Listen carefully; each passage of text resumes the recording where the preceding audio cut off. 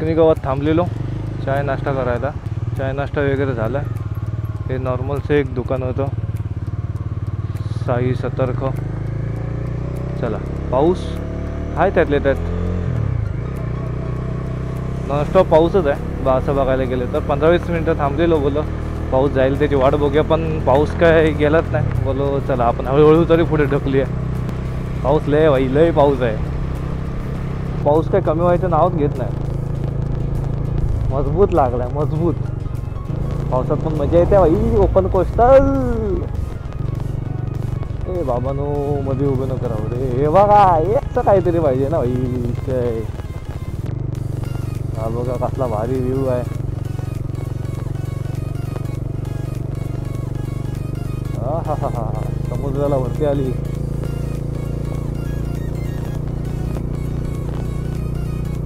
मजबूत ना. आवाजाचं भाई मला माहित नाही येतोय की नाही येत आहे. मी नुसतं बडबडच चाललंय. बघू आता थांबल्यावर कुठेतरी बघायला पाहिजे. कसला रस्ता आहे बाबा मुरुडचा. कडक कडक कडा. ही बाजूला समुद्र आहे, दिसतोय की नाही काय माहिती तुम्हाला. दिसला तर पाहिजे माझ्या, दिसतो का. हा बघा,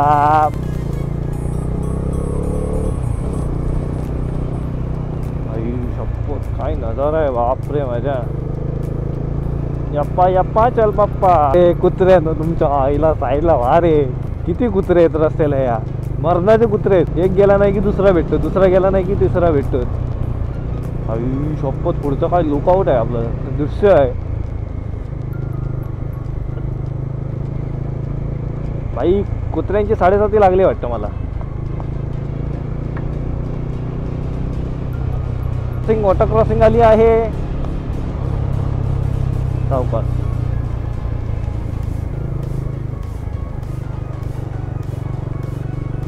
वॉटर क्रॉसिंग केलेली आहे. दुसरा झरा भेटलेला आहे. हे वा, मस्त ना. दिसतोय का, दिसतोय का समुद्र किनारा. हो हो हो हो हो हो, काय दृश्य आहे.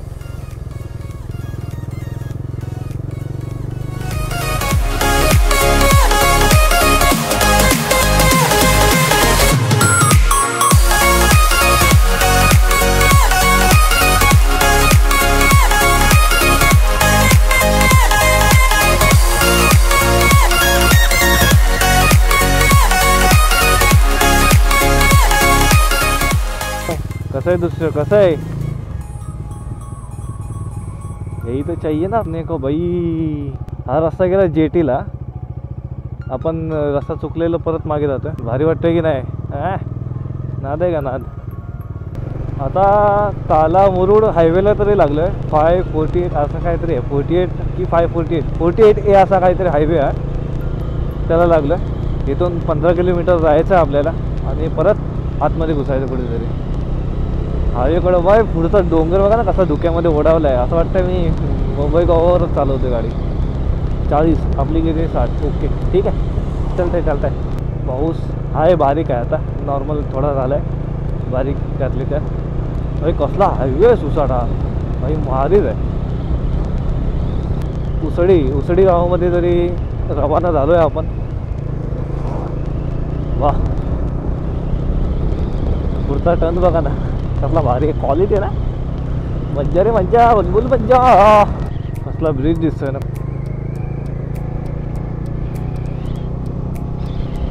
मजबूत, नाईस नाईस यार. क्वालिटी भाई. किती दुसरा ब्रिज असेल माहिती आहे.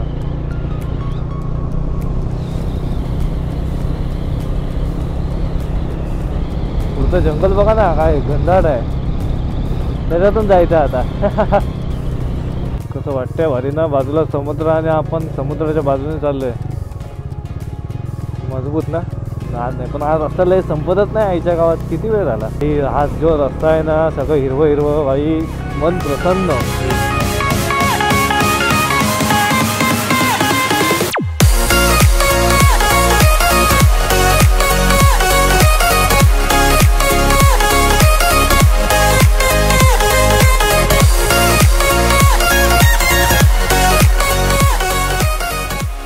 रस्त्याचा नाद नाही भाई, एक खड्डा नाही, फक्त थोडा मध्ये कुठे ना कुठे खराब आहे तो ओके. गावामध्ये ते रस्ते असतातच, पण भाई रस्त्याचा भाई मुंबई गोव्यापेक्षा हा परवडला रस्ता असा खरंच. पुढचं वातावरण बघा कसलं भारी झालं आहे. या साईडला सगळ्यांची लोकांची शेतं, काय काय शेतं पडी काय भाई, मजा आहे मजा. कोकणचा कोस्टल, का कोकण कोस्टल करतात ते आत्ता समजलं मला भाई. डॉमिनरची कॉर्नरिंग काय क्वालिटी आहे भाई, जरा पण गाडी हलत नाही कॉर्नरिंगला.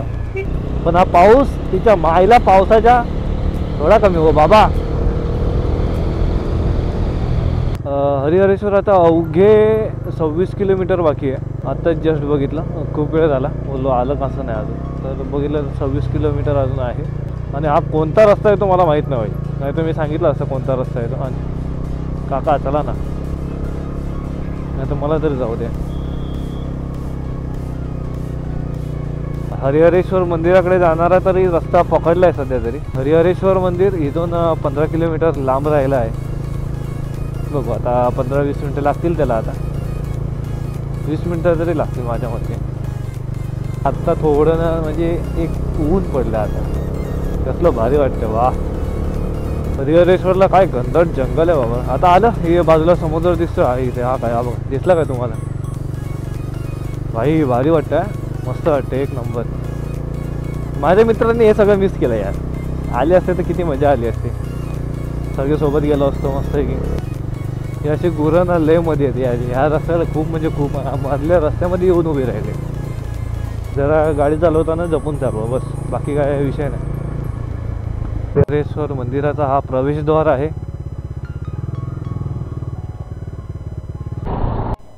चला हरिहरेश्वरला तरी पोचलोय सध्या, बघूया पुढचं दर्शन घेऊया आणि बघू थोडंसं इथे फिरूया आणि परत निघूया आपण आपल्या पुढच्या प्रवासाकडे. ओके ठीक, चलो मिळते.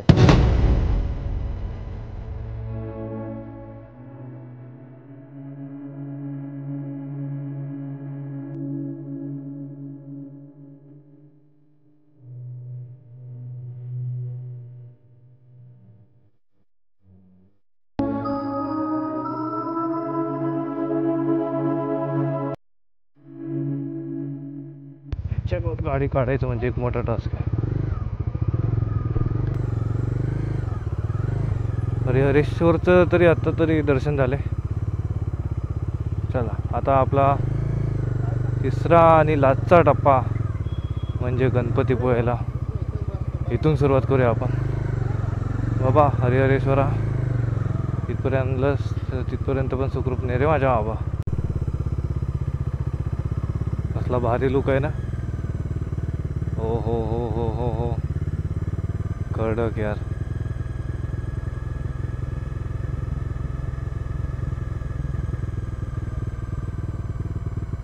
इथून फेऱ्या आहेत महाराष्ट्र कधी भूमिपूजन सोहळा, महाराष्ट्र शासन बांगडा मोडली मोठी असं काय ते.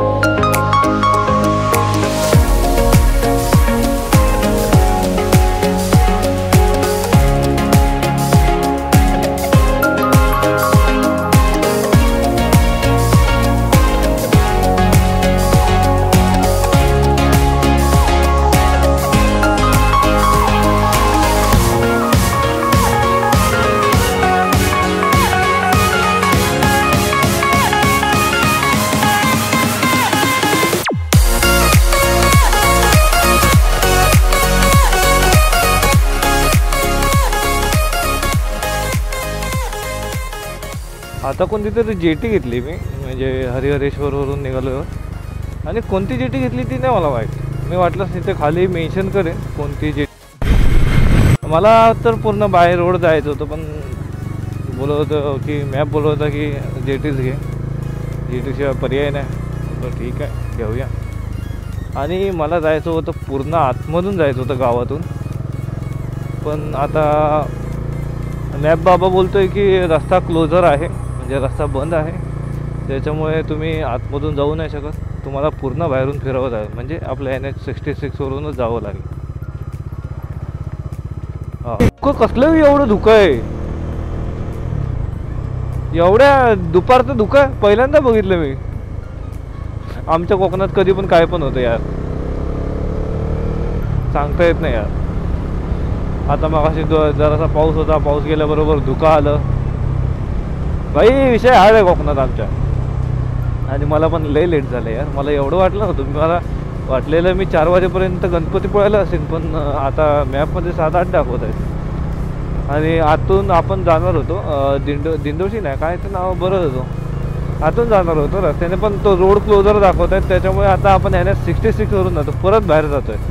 जसं आलेलो तसं परत बाहेर जातोय यार, काय फालतूगिरी छे.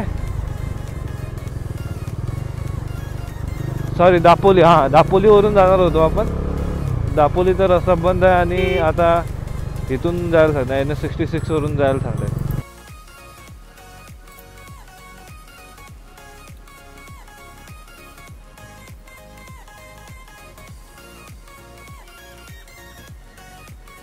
आणि थोडाफार माझ्या इथे माईकचा थोडा ग्लिच झालेला आहे.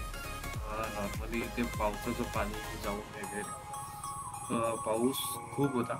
आणि हे टर्न्स बघून घ्या, एकदम कसे भारी दिसत. आणि हा रस्ता पण आहे ना, काय सांगू, जणू की आपण ज्या गावात फिरतो त्या टाईप मधलाच रस्ता वाटतो हा. आणि हरिहरेश्वरवरून निघाल्याबरोबर ना, असं आपल्याला म्हणजे पूर्णपणे बाहेर पडताना एवढं घनदाट जंगल लागतंय ना, त्याचं नादच नाही. खूप खूप घनदाट. फक्त आपण चाललोय आणि आपल्यासोबत आजूबाजूचं रान, गावातली माणसं आणि येण्या जाणाऱ्या फक्त गाड्याच आहेत दिसणाऱ्या. आणि हा एवढा घाट मोठा होता, जवळजवळ मला संपत नव्हता. नंतर पूर्ण बाहेर पडायचं ना, थोडाफार कंटाळा आलेला. खूप म्हणजे खूप मोठा घाट होता. पण ते मरू दे, घाट आहे ते एन्जॉय पण झाली पाहिजे थोडी.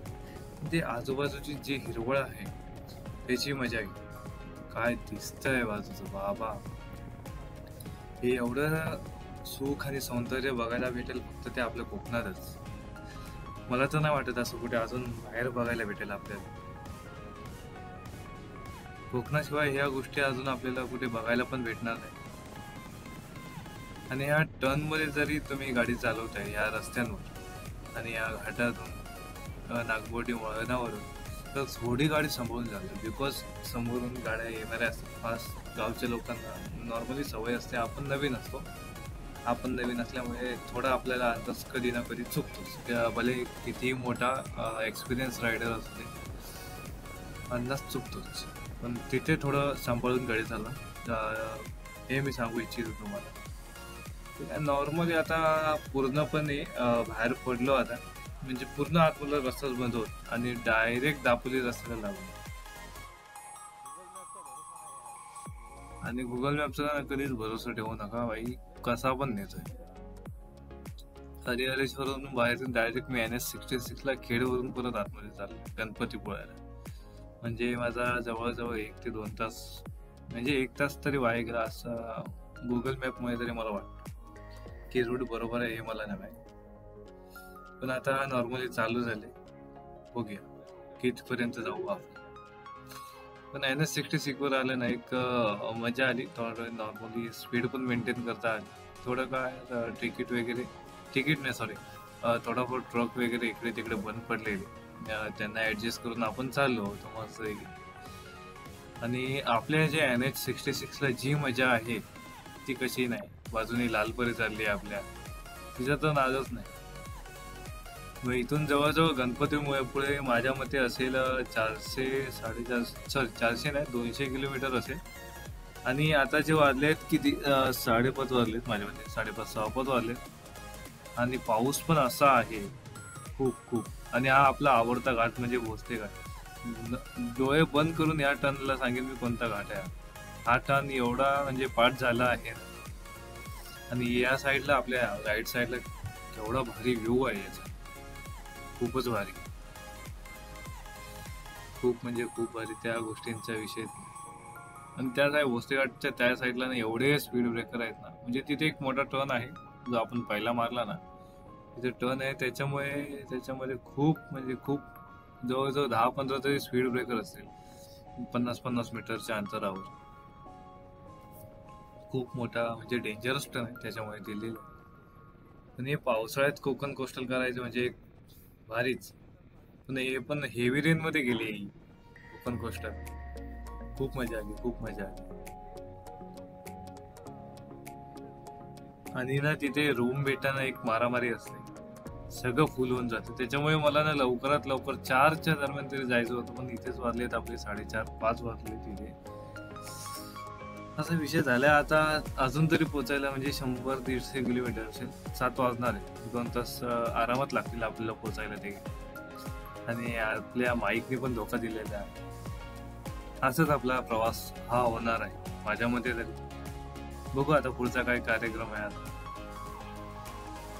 आणि अशा तरी आपण गणपतीपुळ्याला पोहोचला. आणि गणपतीपुळ्यामधलं मंदिर रात्रीचं पण खूप भारी वाटते हे मंदिर. आणि हा